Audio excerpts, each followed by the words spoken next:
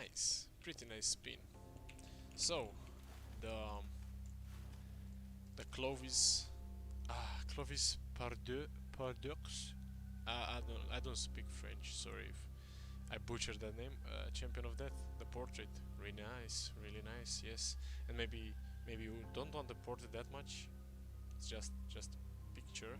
Maybe you want the achievement. Ooh, yes. I barely took it, and it took a while, but hopefully I can help you achieve that faster than I did. So, to the blessings.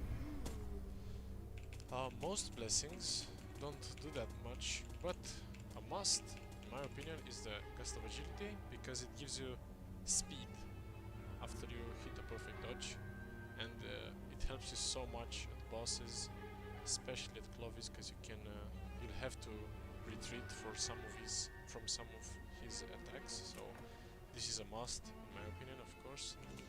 Then we have Grace of the Tempest, really good if you finish multiple rooms, if why not all rooms on perfect. You'll have quite a lot of dexterity. I think it's max when you go to Clovis is like 22 or 23 rooms. I'm not sure. If you don't want to use this one because it's too hard to make value out of it, it surely took me a while to finish perfect rooms as easy as I do now, so I'd replace it with Divine Perception, because you'll get higher quality items in the temple, and that will lead to extra dexterity. In some occasions might even be better than this one. Maybe I'm exaggerating, but it's still a really good relic. The only reason we're not going both is because you need this one, Skillful Adaptation, because Clovis spawns minions right like before his final state, in which you have to fight him. He spawns enemies a couple of times, and if the last batch, so to say, of enemies, you kill them with your two-handed weapon, you'll enter the last fight with 50% more damage on your primary and secondary weapon, and that's a huge bonus damage. After you pay the tributes to the dead gods, you'll have to face Clovis. Clovis has two forms. His first one, in which he summons some enemies and fires some beams of curse, and the second one, where you face the real strength of Clovis, so to say. Clovis in his first form, it's relatively easy to beat flawlessly. The only thing you should look for is the curse mark, that you can actually parry, not only dodge, so you can get rid of your curses. And I suggest you do that with the first round of enemies. Just leave one alive and just remove all your curses, because the curse mark will hit you at times, constantly, until you have no curse. And the second thing, don't get hit by any enemies that he spawns, because it counts as his damage, and it won't be a flawless kill on Clovis. Clovis' second form has 4 weapons: claws, sword and pistol, axe and bow. His claws attacks consist in dashes that he can repeat multiple times, and a 5-hit combo. The easiest way to dodge his dash attack is to dodge towards Clovis.